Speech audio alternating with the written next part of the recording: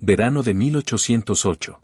Las planicies de Andalucía ardían bajo un sol implacable que convertía la tierra en un horno natural. Dentro de sus campamentos, los oficiales del ejército francés celebraban con vino español, brindaban y se burlaban de lo que venía. Se reían porque creían que lo que se aproximaba no era una batalla verdadera, sino más bien una masacre programada a su favor.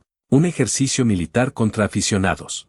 El general Dupont examinó los documentos de inteligencia que tenía sobre su mesa de campaña y los arrojó con desdén. Los números eran claros, 20.000 veteranos franceses, endurecidos por innumerables campañas, contra lo que parecía ser un ejército español armado a las prisas.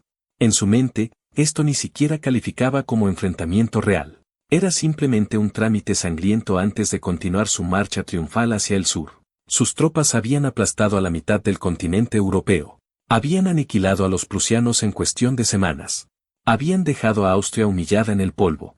Y ahora, estos españoles, estos hombres que parecían más campesinos disfrazados que soldados profesionales, pensaban que podían frenar la maquinaria bélica más temible del mundo.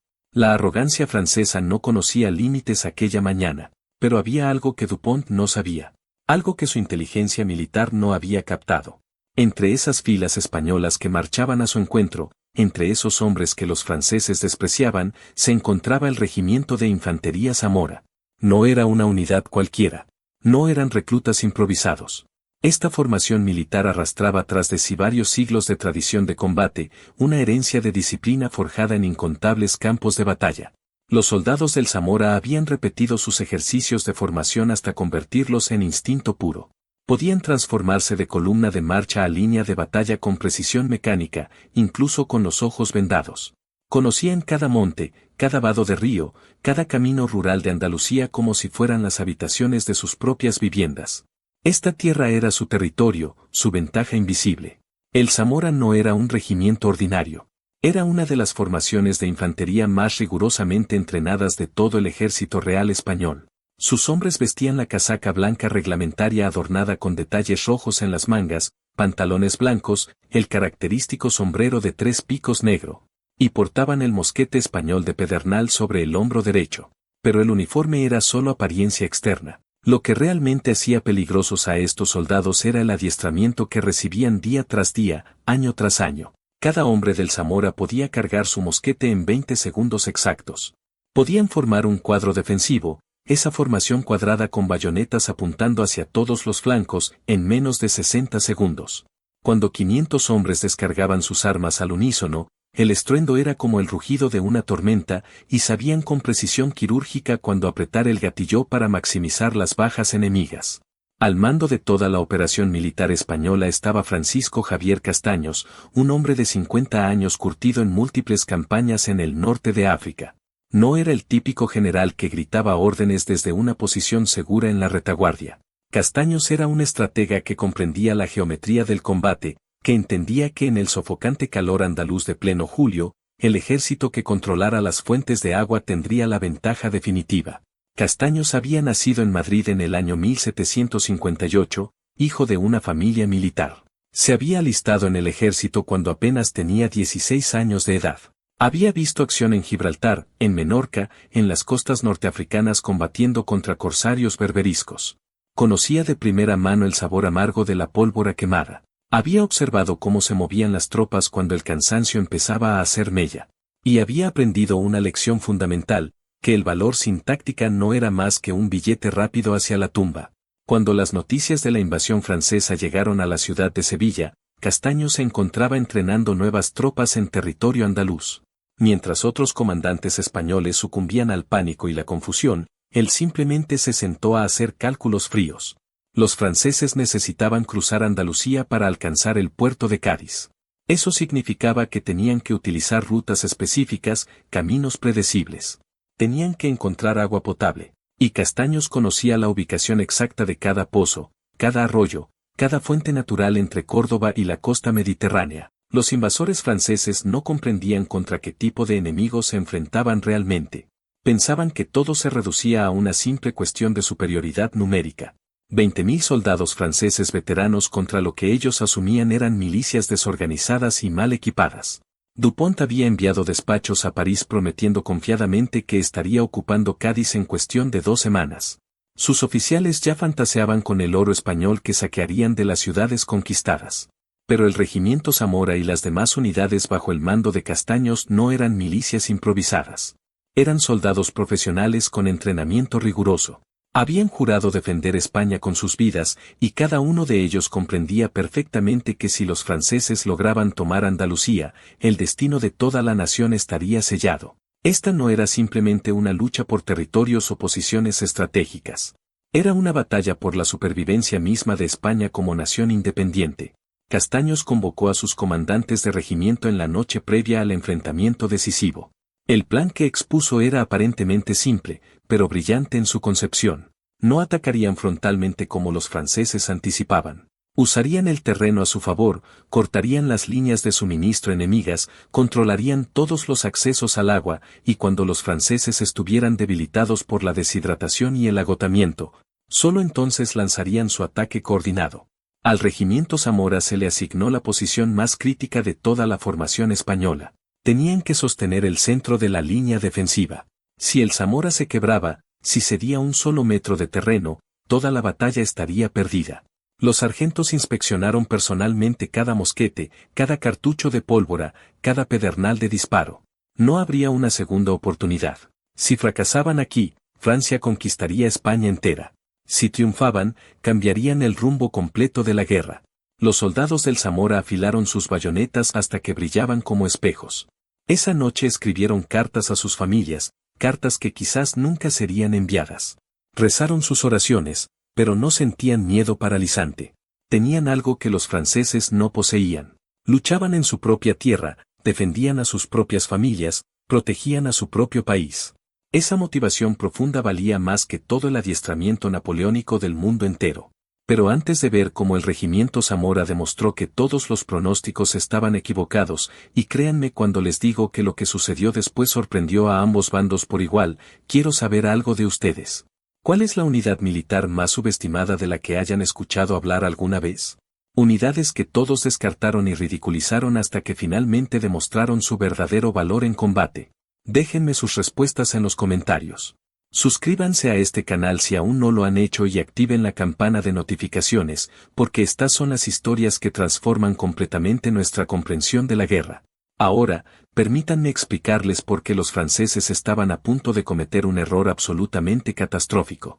La mañana del 16 de julio de 1808 amaneció despejada y abrasadora. Las tropas francesas iniciaron su marcha hacia el sur con confianza desbordante, cantando canciones de victoria, fantaseando con el botín que venía en camino. No tenían la menor idea de que Castaños ya había movido todas sus piezas en el tablero de ajedrez militar, que el regimiento Zamora ya estaba perfectamente posicionado, que la trampa estaba completamente preparada y lista para cerrarse. Bailén era apenas un pueblo pequeño ubicado en el camino que conectaba Madrid con Cádiz. Colinas de altura moderada, interminables plantaciones de olivos, campos resecos por el verano. A primera vista parecía un lugar sin ninguna importancia estratégica. Pero Castaños sabía algo crucial: quien controlara Bailén controlaba efectivamente el acceso completo a toda Andalucía. Era el punto perfecto, el cuello de botella ideal para detener el avance francés en seco. El ejército de Dupont había abandonado Madrid varias semanas antes. 20.000 efectivos, infantería veterana que había combatido en Austerlitz, caballería que había cargado en Jena, artillería francesa equipada con los mejores cañones de toda Europa. Dupont estaba absolutamente convencido de que con esta fuerza abrumadora podía conquistar toda Andalucía en menos de un mes. Pero Dupont comenzó a cometer errores garrafales desde el principio de su campaña. Permitió que sus tropas saquearan la ciudad de Córdoba. Sus soldados violaron mujeres y robaron todo lo que encontraron de valor. Esto enfureció a toda la población local de manera irreversible. Cada campesino se convirtió en informante para Castaños. Cada pastor que vigilaba sus rebaños en las colinas reportaba los movimientos de las tropas francesas. Dupont avanzaba completamente ciego, sin tener idea real de dónde se encontraba posicionado el ejército español. El comandante francés también subestimó fatalmente el calor andaluz de pleno verano. Era julio. Las temperaturas alcanzaban 40 grados centígrados al mediodía. Los soldados franceses, acostumbrados a los climas templados del norte de Europa, sufrían terriblemente. Llevaban uniformes de lana azul oscuro que absorbían el calor solar como verdaderos hornos. Sus cantimploras se vaciaban con rapidez alarmante, y Castaños había tenido la precaución de envenenar o bloquear cada pozo de agua en la ruta de avance enemiga. La misión asignada al regimiento Zamora era cristalina en su claridad. Tenían que formar el centro absoluto de la línea defensiva española. Cuando los franceses atacaran, y atacarían sin duda porque estaba en su naturaleza táctica atacar agresivamente, el Zamora tenía que resistir como un muro impenetrable. No podían retroceder ni un solo metro de terreno. Si el centro español se quebraba, los franceses podrían dividir el ejército español en dos mitades separadas y entonces la victoria sería suya inevitablemente. Castaños había logrado reunir aproximadamente 25.000 soldados españoles para esta operación. No todos eran veteranos experimentados como los del Zamora. Había regimientos formados recientemente, voluntarios reclutados en Sevilla y Granada, hombres con poco entrenamiento formal. Pero todos compartían una característica común e inmensamente poderosa. Todos odiaban con pasión ardiente a los franceses que habían invadido su tierra natal. Los franceses poseían ventajas evidentes e innegables. Mejor artillería en cantidad y calidad. Más experiencia práctica en grandes batallas campales. Oficiales que se habían graduado de las academias militares más prestigiosas de toda Europa. Tácticas napoleónicas que habían aplastado a todos los ejércitos continentales que se les habían opuesto. En el papel, sobre el mapa, esto debería ser una victoria francesa sencilla y rápida. Pero Castaños poseía ventajas que no aparecían en ningún mapa militar. Conocía el terreno con intimidad absoluta. Sus hombres podían soportar el calor abrasador mucho mejor que los invasores del norte. Y tenía algo que ningún ejército francés podía igualar jamás. Soldados que luchaban por defender sus propios hogares. Esa motivación profunda transformaba a hombres ordinarios en guerreros absolutamente extraordinarios. El regimiento Zamora tomó posiciones en las colinas bajas al norte del pueblo de Bailén. Desde esa posición elevada podían observar claramente todos los caminos que los franceses tendrían que utilizar necesariamente. Los sargentos organizaron meticulosamente a los hombres en compañías tácticas. Cada compañía sabía con exactitud qué hacer en cada momento. Primera fila dispara su salva, se arrodilla inmediatamente, comienza a recargar. Segunda fila dispara mientras la primera recarga sus armas. Tercera fila permanece lista para disparar. Era como una máquina de muerte perfectamente sincronizada y coordinada. Los soldados del Zamora portaban el mosquete estándar español de pedernal. No era tan sofisticado ni preciso como los rifles ingleses de rayado, pero era tremendamente confiable y robusto. Alcance efectivo de aproximadamente 100 metros. Podía dispararse 2 o 3 veces por minuto en manos de tiradores experimentados. Y los hombres del Zamora eran extraordinariamente experimentados. Cada soldado llevaba 60 cartuchos de papel en su cartuchera de cuero curtido. Cada cartucho contenía la pólvora negra y la bola de plomo envueltas juntas en papel encerado. El soldado mordía el extremo del papel, vertía una pequeña cantidad de pólvora en la cazoleta del mosquete, echaba el resto de la pólvora por el cañón, introducía la bola de plomo y el papel restante, compactaba todo firmemente con la baqueta metálica. 20 segundos exactos si eras realmente bueno en tu oficio. Los hombres del Zamora eran excepcionalmente buenos. Castaños cabalgó personalmente por todas las líneas defensivas la tarde anterior a la batalla. Habló directamente con los soldados rasos, no con discursos grandilocuentes y pomposos, sino con palabras sencillas y directas. Les dijo que los franceses pensaban que todos los españoles eran cobardes incompetentes, que al día siguiente demostrarían lo contrario de manera contundente, que cada hombre que mantuviera su posición asignada estaría salvando literalmente a España. Los soldados lo escucharon con atención absoluta y le creyeron cada palabra. La caballería española se posicionó estratégicamente en ambos flancos. Dragones del regimiento de Almanza en el flanco izquierdo, húsares españoles montados en el flanco derecho. Su misión no era cargar frontalmente contra las líneas enemigas, sino esperar con paciencia disciplinada. Cuando los franceses estuvieran agotados y desorganizados por horas de combate, solo entonces la caballería atacaría los costados expuestos.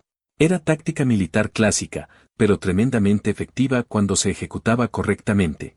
La artillería española era objetivamente inferior a la francesa tanto en número como en calidad técnica. Cañones de bronce más pequeños, menor alcance de disparo, menor precisión a distancia. Pero Castaños los posicionó con inteligencia estratégica en las elevaciones de las colinas, donde podían disparar hacia abajo en trayectorias descendentes. donde cada bola de cañón rebotaría en el suelo duro y atravesaría múltiples filas francesas como una bola de boliche mortal. No necesitaban muchos cañones para ser efectivos, solo necesitaban usarlos inteligentemente. Los franceses acamparon a pocos kilómetros de distancia esa misma noche. Dupont finalmente había recibido informes de inteligencia confirmando que un ejército español considerable estaba posicionado adelante en su ruta de avance, pero esto no le preocupó en absoluto. Había derrotado a austriacos disciplinados y prusianos endurecidos. ¿Qué podían hacer posiblemente unos españoles improvisados contra él? Ordenó a sus hombres descansar adecuadamente. Mañana marcharían directamente a través de las débiles líneas españolas y continuarían su avance triunfal hacia Cádiz sin mayores contratiempos. Pero Dupont no sabía que sus soldados ya estaban peligrosamente debilitados. 3 días completos marchando sin agua suficiente. El calor implacable había agotado sus reservas de energía. Las marchas forzadas a través del calor andaluz habían destruido su condición física. Los oficiales franceses habían empacado toneles de vino en sus carros de suministros en lugar de agua potable adicional. Ahora sus hombres estaban pagando el precio terrible de esa decisión estúpida. El regimiento Zamora pasó la noche en silencio disciplinado. Los oficiales verificaron las formaciones una última vez antes del amanecer. Los sargentos distribuyeron munición adicional de las reservas. Los capellanes del regimiento dieron bendiciones finales a los soldados. Algunos hombres lograron dormir unas pocas horas, otros escribieron cartas de despedida a sus familias. Todos sabían con certeza absoluta que el día siguiente sería el día más importante de todas sus vidas. Castaños no durmió ni un minuto esa noche crucial. Estudió sus mapas topográficos una y otra vez, verificó personalmente todas las posiciones defensivas, envió mensajeros a caballo con órdenes finales de última hora. Sabía perfectamente que todo dependía completamente de las primeras horas críticas de batalla. Si sus hombres resistían el ataque inicial francés con su furia característica, tenían una oportunidad real de victoria. Si las líneas se quebraban temprano, todo estaría irremediablemente perdido. La luna llena de verano iluminaba las colinas polvorientas de Bailén con luz plateada. En un campamento, soldados franceses confiados y relajados esperaban lo que creían sería otra victoria rutinaria y fácil. En el otro campamento, soldados españoles del regimiento Zamora preparaban meticulosamente sus mosquetes y rezaban fervientemente pidiendo fuerza divina. En pocas horas, uno de estos dos ejércitos aprendería una lección durísima que nunca olvidaría en toda su existencia. El plan completo de Castaños era significativamente más complejo y sofisticado que una simple batalla frontal directa. Había estudiado con detalle cómo Aníbal Barca había destruido completamente a los romanos en la batalla de Cannas. Como los grandes ejércitos de la antigüedad usaban el terreno y las condiciones climáticas como armas de guerra tan efectivas como las espadas. Castaños planeaba hacer exactamente lo mismo con los invasores franceses. La estrategia completa tenía 3 fases distintas y claramente definidas. Primero, permitir que los franceses atacaran las posiciones defensivas españolas. Los soldados franceses estaban entrenados extensivamente para atacar con agresividad. Era su instinto militar más básico, su doctrina fundamental. Castaños usaría ese instinto agresivo en su contra de manera devastadora. El regimiento Zamora y todas las demás unidades del centro español aguantarían el embate sin moverse. No avanzarían ni un metro. Simplemente resistirían como un muro de piedra impenetrable. Segunda fase del plan maestro. Mientras los franceses se agotaban completamente atacando sin éxito el centro español, las fuerzas españolas posicionadas en ambos flancos se moverían gradualmente y silenciosamente como las mandíbulas de una tenaza gigante. Cortarían sistemáticamente todos los caminos de retirada franceses. Cercarían completamente al ejército de Dupont. Una vez atrapados bajo el sol andaluz implacable, sin acceso a agua potable, los franceses tendrían solamente 2 opciones, rendirse incondicionalmente o morir de sed y agotamiento. Tercera fase final. Si Dupont intentaba desesperadamente retirarse antes del cerco completo, la caballería española lo perseguiría sin descanso. No le permitiría reorganizar sus tropas en ningún momento. Lo acosaría constantemente hasta que su ejército entero se desintegrara por completo. Era un plan brillante que requería disciplina perfecta y coordinación impecable, un plan que dependía absolutamente de que el regimiento Zamora mantuviera el centro defensivo contra cualquier cosa que viniera. La madrugada del 19 de julio, Castaños despertó personalmente a todos sus comandantes de unidad. Había decidido forzar la batalla ese mismo día. Los franceses estaban cansados, sedientos, irritables y desmoralizados.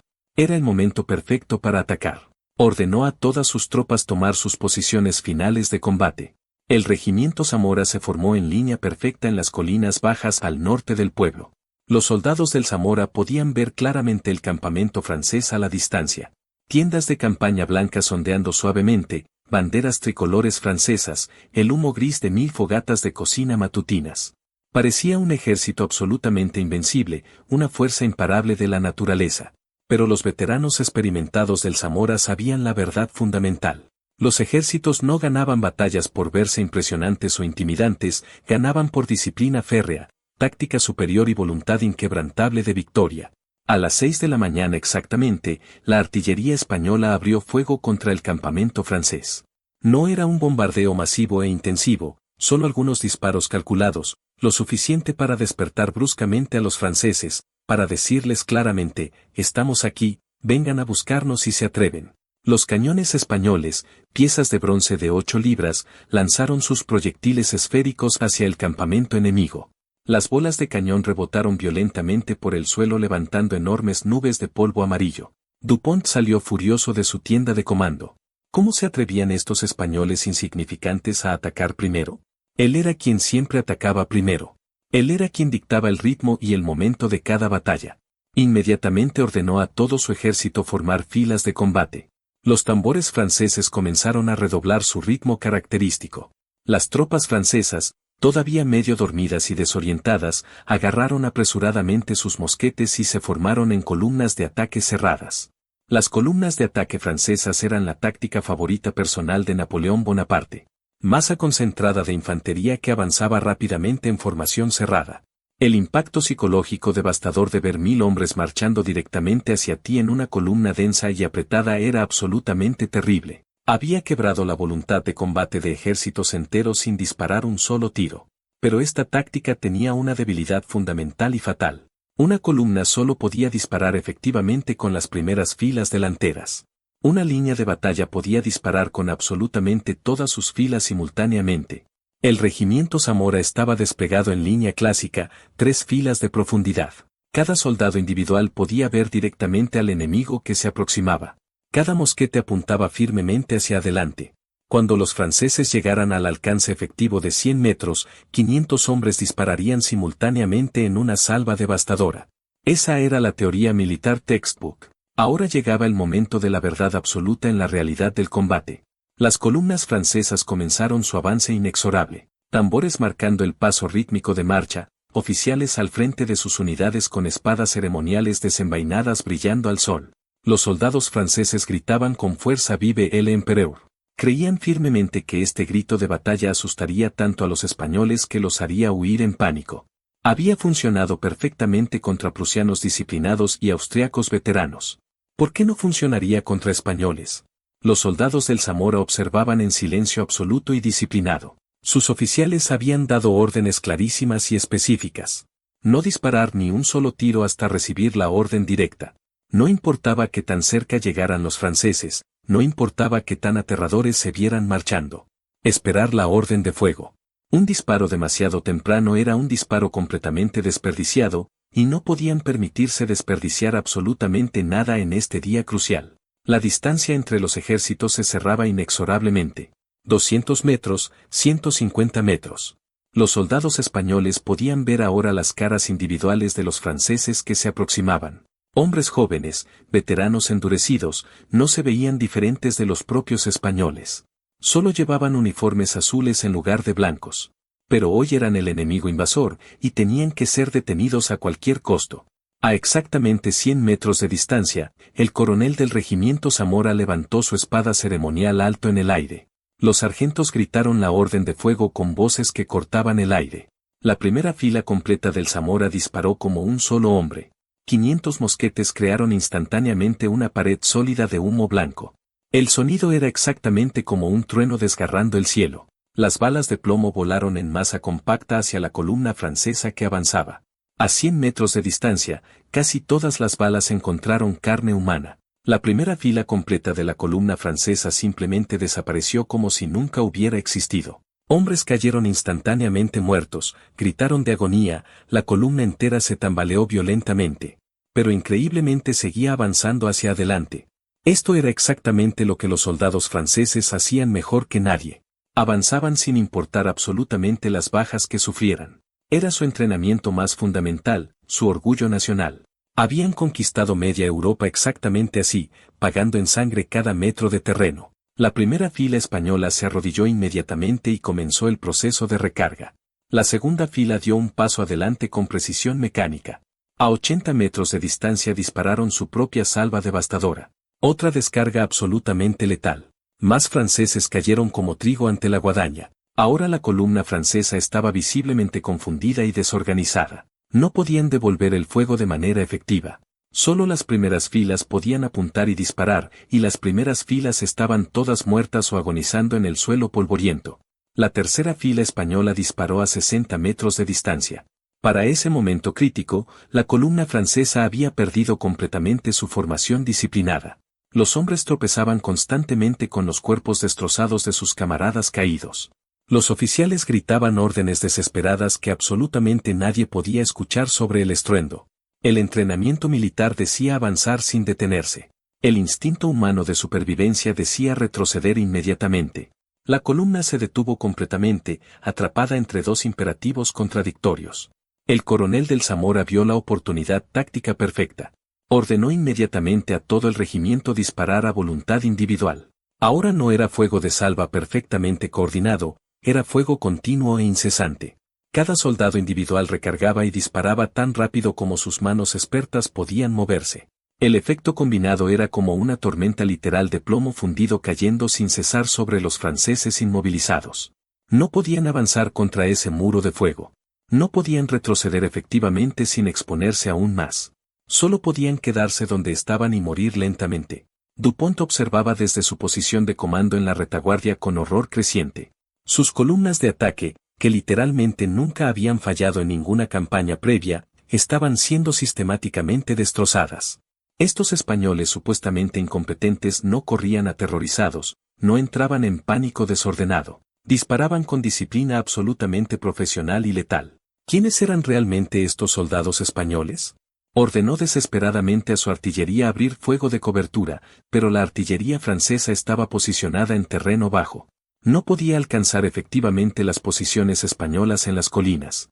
El primer ataque francés se retiró finalmente en desorden completo, dejando literalmente cientos de muertos y heridos esparcidos por el campo. Dupont simplemente no podía creer lo que acababa de presenciar. Ordenó inmediatamente un segundo ataque, esta vez con significativamente más tropas comprometidas. 2 columnas masivas en lugar de una sola. Seguramente el peso abrumador de números puros rompería las líneas españolas. Los tambores franceses sonaron nuevamente, las columnas masivas avanzaron nuevamente con determinación renovada. El regimiento Zamora esperó nuevamente con paciencia disciplinada. Los soldados españoles habían limpiado rápidamente sus mosquetes con las baquetas. Habían redistribuido munición tomada de los muertos y heridos. Estaban completamente listos para repetir la masacre. Cuando las columnas francesas llegaron exactamente a 100 metros de distancia, la historia se repitió con precisión mecánica. Descarga devastadora, recarga rápida, otra descarga. Los franceses caían en masa como trigo maduro ante la guadaña del campesino. El sol subía constantemente en el cielo andaluz sin nubes. El calor se volvía progresivamente más insoportable con cada hora. Los soldados franceses habían atacado 3 veces con determinación absoluta. 3 veces habían sido rechazados con bajas devastadoras.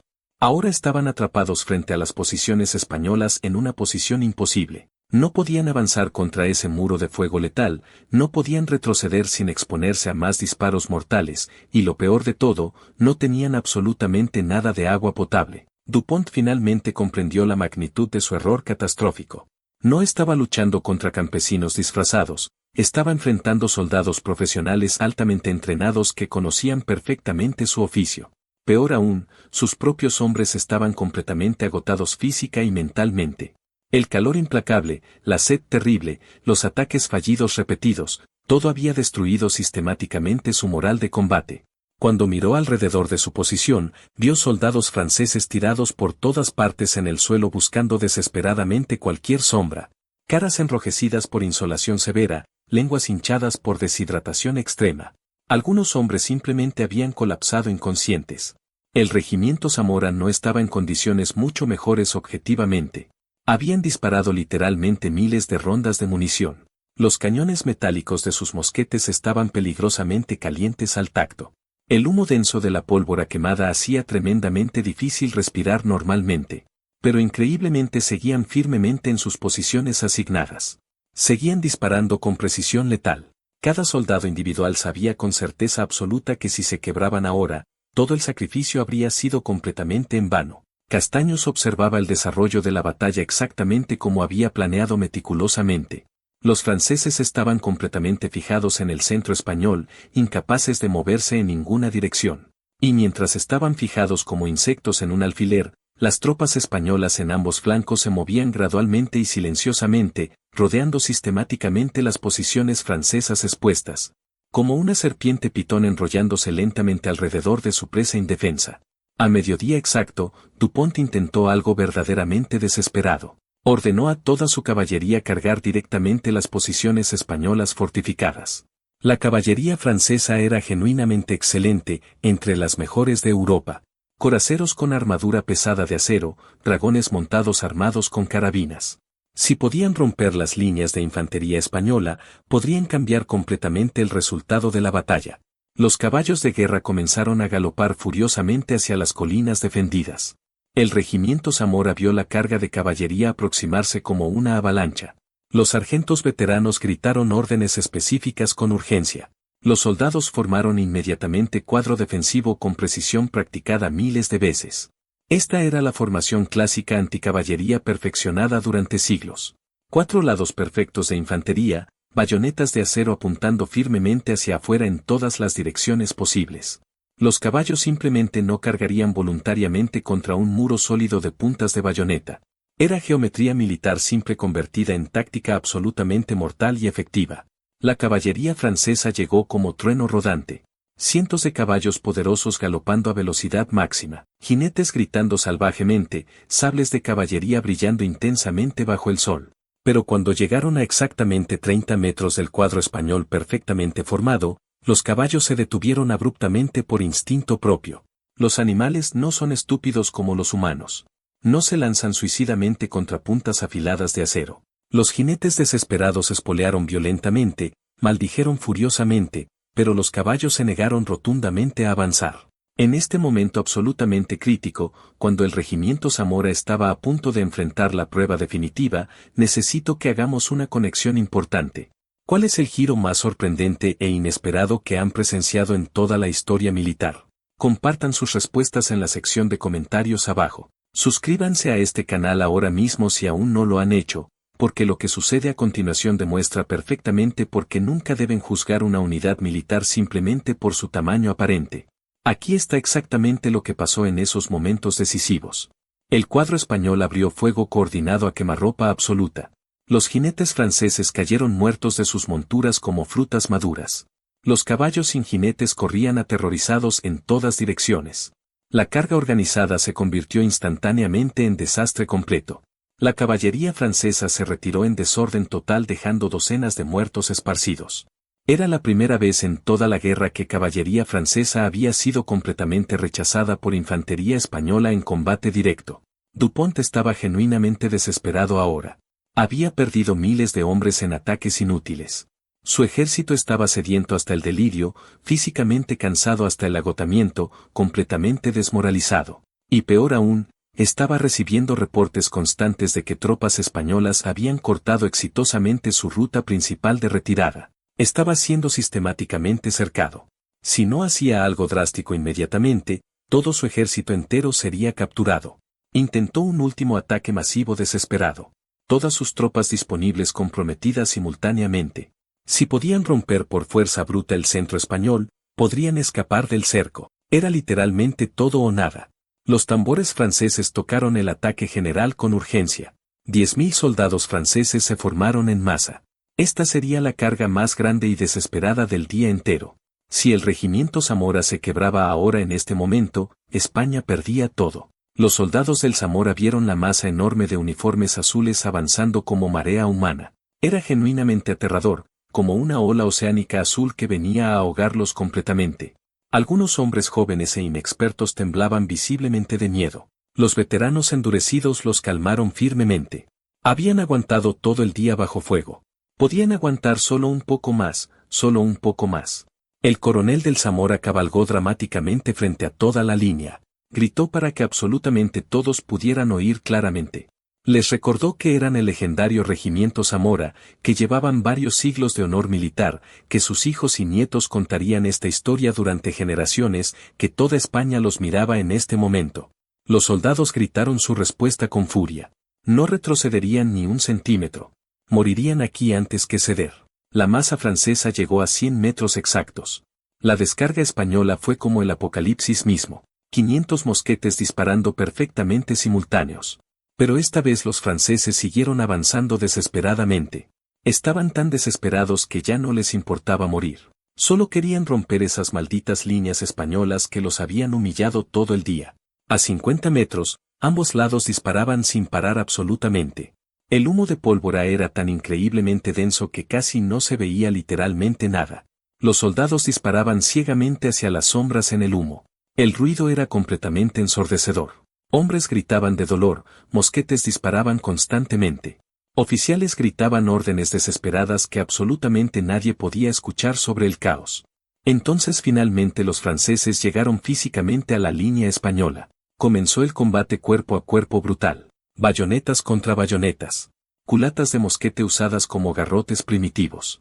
Hombres forcejeando desesperadamente en el polvo ensangrentado. Era caos puro e incontrolable, el tipo de lucha salvaje donde el entrenamiento formal no importaba nada. Solo importaba la voluntad pura de sobrevivir a cualquier costo. El regimiento Zamora luchó como verdaderos demonios poseídos. Cada metro individual de terreno costaba ríos de sangre de ambos lados. Los sargentos mantuvieron heroicamente la línea, empujaban físicamente a los hombres de vuelta a sus posiciones, llenaban inmediatamente los huecos cuando alguien caía muerto. La línea se doblaba peligrosamente bajo presión extrema, pero milagrosamente no se rompía. Como acero templado bajo presión inmensa, flexible pero completamente inquebrantable. Lentamente, casi increíblemente, los franceses comenzaron a retroceder involuntariamente. No porque fueran cobardes en absoluto. Eran tan valientes y determinados como cualquier soldado del mundo. Pero estaban completamente agotados física y mentalmente, deshidratados severamente. Habían dado absolutamente todo lo que tenían y los españoles seguían resistiendo implacablemente, seguían luchando ferozmente. Simplemente no había forma humana de romperlos. A las 3 de la tarde exactamente, el ataque francés se derrumbó completamente. Los soldados franceses simplemente dejaron de luchar. Se sentaron donde estaban. Arrojaron sus mosquetes al suelo. Algunos lloraban abiertamente, otros miraban vacíos al espacio. Habían dado absolutamente todo lo humanamente posible y no había sido suficiente para vencer. El regimiento Zamora había resistido contra todo pronóstico. Castaños observó desde su posición y vio claramente que era el momento perfecto. Ordenó el contraataque general coordinado. Todas las unidades españolas avanzaron simultáneamente desde todas direcciones. El regimiento Zamora, que había defendido heroicamente por horas interminables, ahora contraatacaba con furia acumulada. Los soldados que habían defendido posiciones estáticas todo el día, ahora avanzaban agresivamente con bayonetas caladas, con gritos salvajes de victoria, con la furia acumulada de hombres que habían sido subestimados y despreciados. Los franceses intentaron desesperadamente formar líneas defensivas improvisadas, pero era demasiado tarde. Estaban completamente desorganizados, agotados hasta el colapso, rodeados por todos lados. Las tropas españolas que habían estado moviéndose silenciosamente en los flancos durante horas, ahora cerraban definitivamente el círculo de acero. Dupont miró alrededor con desesperación creciente y vio que estaba completamente cercado sin escape posible. No había salida, no había refuerzos en camino, no había esperanza de victoria o escape. La decisión que cambió absolutamente todo llegó cuando Dupont finalmente se dio cuenta de la realidad. No podía ganar esta batalla. No podía retirarse exitosamente. No podía romper el cerco español. Sus soldados estaban cayendo por insolación tanto como por balas españolas. Llevaban 3 días completos con raciones absolutamente mínimas de agua. El calor andaluz los estaba matando más efectivamente que cualquier ejército enemigo. A las 5 de la tarde, Dupont tomó la decisión más humillante de toda su carrera militar. Envió un oficial con bandera blanca de rendición hacia las líneas españolas. El oficial cabalgó muy lentamente, la bandera blanca ondeando claramente. Los soldados españoles dejaron de disparar gradualmente. Un silencio extraño y antinatural cayó sobre todo el campo de batalla. Después de horas de ruido absolutamente ensordecedor, el silencio era casi físicamente doloroso. El oficial francés fue escoltado ante Castaños personalmente. El mensaje era brutalmente simple. Dupont solicitaba formalmente términos de rendición. Castaños casi no podía creer lo que estaba escuchando. Un ejército francés completo y profesional quería rendirse formalmente a españoles. Era algo completamente sin precedentes en toda la historia reciente. Napoleón Bonaparte nunca había perdido así en ninguna campaña. Ningún general francés se había rendido jamás con todo su ejército prácticamente intacto. Castaños dictó sus términos con firmeza. Rendición completa e incondicional sin negociación. Todas las armas entregadas inmediatamente. Todos los soldados franceses se convertirían en prisioneros de guerra. No habría saqueo español de venganza contra los prisioneros. Los prisioneros serían tratados con honor según las leyes internacionales de guerra. Pero la rendición tenía que ser absolutamente total. Dupont no tenía ninguna opción real. Aceptó todos los términos sin discusión. A las 7 de la tarde del 19 de julio de 1808, el ejército francés en Bailén comenzó formalmente a entregar todas sus armas. Los soldados franceses, que habían comenzado el día absolutamente seguros de victoria fácil, ahora formaban en filas ordenadas completamente desarmados. Arrojaban sus mosquetes en pilas crecientes, entregaban sus cartucheras de munición, bajaban sus banderas regimentales con vergüenza. El regimiento Zamora observaba en silencio respetuoso. Habían peleado ferozmente todo el día. Habían perdido muchos camaradas buenos. Estaban agotados, heridos, completamente cubiertos de polvo y pólvora negra. Pero habían ganado contra todo pronóstico. Habían resistido exitosamente contra el mejor ejército de toda Europa. Y no solo habían resistido defensivamente, habían destruido completamente a ese ejército legendario. El impacto inmediato en los franceses fue absolutamente devastador. Dupont intentó mantener alguna apariencia de dignidad personal. Entregó su espada ceremonial a Castaños con una reverencia formal rígida. Pero sus ojos mostraban claramente la vergüenza profunda. Sabía perfectamente que su carrera militar estaba completamente terminada. Sabía que Napoleón nunca jamás perdonaría esta humillación. La primera gran derrota de los ejércitos napoleónicos legendarios. Y él era personalmente responsable. Los soldados franceses capturados estaban en shock profundo. Muchos simplemente no podían comprender mentalmente lo que había sucedido. Habían conquistado literalmente media Europa en campañas brillantes. ¿Cómo podían estos españoles supuestamente inferiores haberlos derrotado tan completamente? Algunos lloraban abiertamente sin vergüenza. Otros miraban fijamente al suelo sin expresión. El orgullo legendario del gran ejército había sido destruido en un solo día bajo el sol andaluz implacable. 18.000 soldados franceses se rindieron ese día histórico. Casi todo el ejército completo de Dupont. Además de eso, 2.200 habían muerto durante la batalla misma. 20.000 hombres en total. Una fuerza militar que había parecido completamente invencible simplemente dejó de existir como unidad militar funcional. Era la mayor derrota que Francia había sufrido en muchos años de guerras continuas. Los soldados del regimiento Zamora se abrazaban emocionalmente, lloraban lágrimas no de tristeza sino de alivio absoluto y alegría. Habían logrado lo completamente imposible. Los oficiales permitieron generosamente a los hombres celebrar libremente. Se lo habían ganado con sangre y sacrificio. Habían salvado Andalucía entera, quizás habían salvado toda España. Y habían probado definitivamente que los españoles podían luchar profesionalmente. Castaños cabalgó personalmente por todas las líneas españolas victoriosas. Los soldados exhaustos lo vitoreaban con voces roncas. Él saludaba con respeto, pero también visitaba cuidadosamente a los heridos graves, a los moribundos. Les agradecía personalmente por su sacrificio. Les decía que España nunca jamás olvidaría lo que habían hecho este día, que sus nombres vivirían eternamente en la historia nacional. Y tenía completamente razón en esa promesa. El coronel del regimiento Zamora reunió a todos los hombres que quedaban en pie. Habían comenzado el día con 800 soldados en filas. Ahora quedaban solamente 600. 200 habían caído, muertos o heridos gravemente. Pero esos 200 no habían muerto inútilmente en vano. Habían dado sus vidas por algo que realmente importaba. Por España, por la libertad, por probar que los españoles no eran esclavos de nadie. La noticia de la victoria increíble se extendió como fuego por toda España. Mensajeros cabalgaron urgentemente hacia Sevilla, hacia Madrid, hacia cada rincón del país. España había ganado imposiblemente. Los supuestamente invencibles franceses habían sido completamente derrotados. El pueblo español, que había estado absolutamente aterrorizado por la invasión, de repente tuvo esperanza real nuevamente. Si Bailén había sido posible, entonces expulsar completamente a los franceses era posible también. La reacción de todas las tropas españolas fue de júbilo absolutamente increíble. En todo el país entero, las unidades militares recibieron la noticia con celebraciones espontáneas. El regimiento Zamora se convirtió en leyenda viviente inmediatamente. Todos querían saber sobre los hombres heroicos que habían detenido a los franceses. Canciones patrióticas se escribieron sobre ellos. Historias épicas se contaron en tabernas y plazas públicas por todo el país. Pero también había sobriedad realista entre los veteranos. Los veteranos endurecidos del Zamora sabían perfectamente que esto era solo el principio de la guerra. Napoleón Bonaparte no aceptaría esta derrota humillante sin respuesta. Enviaría más ejércitos, más grandes, mejor preparados, con él mismo al mando. La guerra continuaría inevitablemente durante años más.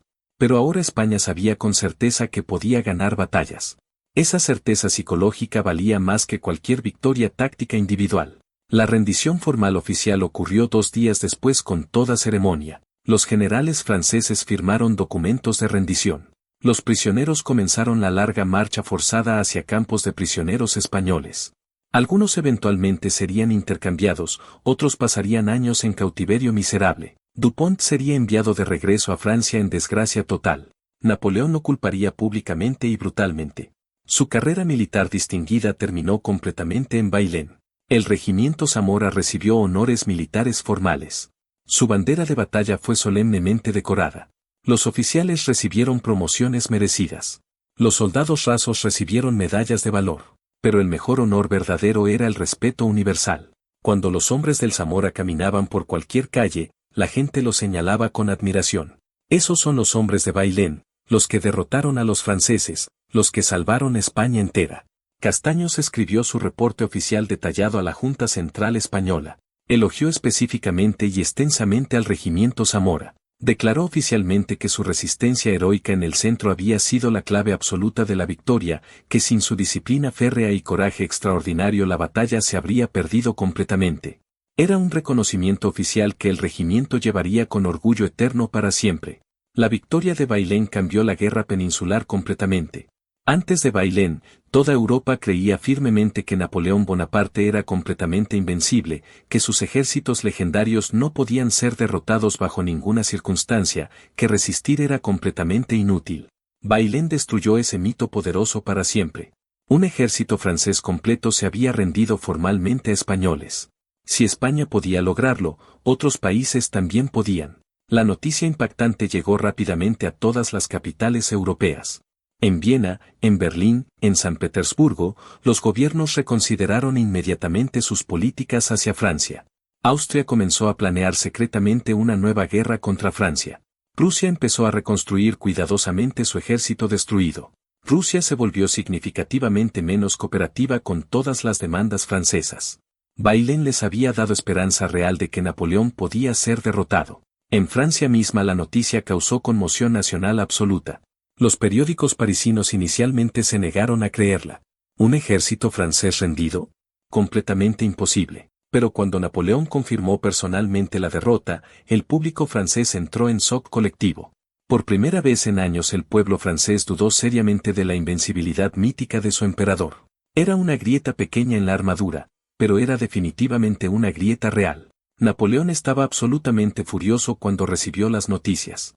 Culpó a Dupont públicamente y brutalmente, lo llamó cobarde e incompetente, lo degradó ceremonialmente. Pero en privado Napoleón sabía la verdad amarga. Los españoles podían luchar profesionalmente. La guerra en España no sería la campaña fácil y rápida que había imaginado arrogantemente. Tendría que comprometer significativamente más tropas, más recursos preciosos. Y aún así, la victoria final no estaba para nada garantizada.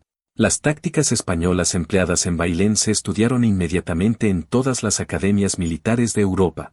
El uso inteligente del terreno, el control estratégico del agua, la disciplina de fuego coordinada, la formación en cuadro contra caballería. Eran lecciones invaluables que otros ejércitos aplicarían exitosamente contra los franceses en batallas futuras. El regimiento Zamora había demostrado que la táctica inteligente podía vencer la fuerza bruta numérica. Los cambios tácticos resultantes en los ejércitos europeos fueron tremendamente significativos.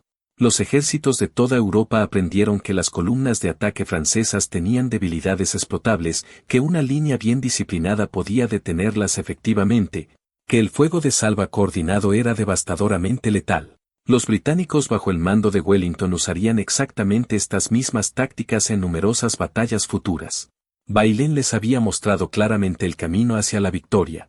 El regimiento Zamora continuó luchando valientemente durante toda la larga guerra peninsular. Participaron heroicamente en Talavera, en Albuera, en Vitoria, siempre con honor inquebrantable, siempre con disciplina profesional. Pero Bailén siguió siendo para siempre su momento absolutamente definitorio. El día glorioso en que probaron que España podía defenderse exitosamente, el día en que cambiaron el curso de la historia europea. Castaños fue promovido a capitán general con todos los honores. Recibió títulos nobiliarios numerosos. Se convirtió en héroe nacional venerado. Pero él siempre dio generosamente crédito completo a sus soldados. Decía constantemente que el regimiento Zamora y las otras unidades habían ganado realmente la batalla, que él solo había organizado y dirigido el coraje que ya existía naturalmente en los corazones valientes de los españoles. Los soldados que sobrevivieron Bailén llevaron esa experiencia transformadora por el resto completo de sus vidas. Habían estado presentes en el momento histórico cuando España había dicho no con fuerza. Cuando un país pequeño había desafiado audazmente al imperio más poderoso del mundo entero y había ganado contra todo pronóstico. Esa memoria poderosa lo sostuvo en todas las batallas difíciles que siguieron durante años. Bailén no ganó la guerra peninsular completa. La guerra brutal continuó hasta 1814. Hubo derrotas terribles y humillantes. Hubo momentos oscuros cuando parecía que Francia finalmente ganaría. Pero Bailén había demostrado claramente que la victoria española era posible, y esa posibilidad mantuvo viva la resistencia española durante 6 años más de guerra absolutamente brutal y sangrienta. El legado histórico del regimiento Zamora y Bailén permanece tremendamente relevante hoy en día. Es un recordatorio poderoso de que la subestimación del enemigo es peligrosamente fatal, que juzgar a un adversario únicamente por apariencias superficiales es un error táctico fatal. Los franceses arrogantes pensaron que los españoles eran simplemente campesinos con uniformes prestados. Descubrieron dolorosamente que eran soldados profesionales con varios siglos de tradición militar. Bailén también mostró claramente que la motivación profunda importa tremendamente en combate. Los franceses luchaban por conquista territorial y gloria personal. Los españoles luchaban por sus propios hogares y sus familias. Esa diferencia fundamental dio a los españoles una ventaja psicológica que ninguna táctica napoleónica brillante podía superar. Luchaban por algo inmensamente más grande que ellos mismos. Las academias militares de todo el mundo todavía estudian Bailén detalladamente. Analizan cómo Castaños usó el terreno y el clima extremo como armas de guerra, cómo el regimiento Zamora mantuvo disciplina férrea bajo presión extrema, cómo una fuerza numéricamente menor puede derrotar una mayor con táctica superior. Son lecciones militares que nunca envejecen ni pierden relevancia. Para España entera, Bailén es un símbolo eterno de resistencia nacional. Un momento histórico cuando el país se levantó valientemente contra la tiranía extranjera, cuando soldados ordinarios hicieron cosas absolutamente extraordinarias. El regimiento Zamora representa lo mejor del espíritu militar español. Disciplina inquebrantable, coraje bajo fuego, sacrificio completo por la patria. La batalla probó algo absolutamente fundamental sobre la naturaleza de la guerra. Que ningún ejército es verdaderamente invencible, que ningún imperio dura eternamente, que un pueblo determinado a defender su libertad puede superar cualquier obstáculo aparentemente imposible. Los franceses arrogantes aprendieron esta lección de la manera más dura posible en las colinas polvorientas de Bailén. 200 años después, el nombre legendario del regimiento Zamora todavía se recuerda con honor profundo en toda España. Su bandera histórica de batalla marcada con Bailén 1808 se exhibe con orgullo en museos militares. Los descendientes de esos soldados heroicos cuentan las historias épicas a sus hijos y nietos. Y cada nueva generación aprende exactamente la misma lección eterna. Nunca subestimes a quien lucha desesperadamente por defender su propio hogar.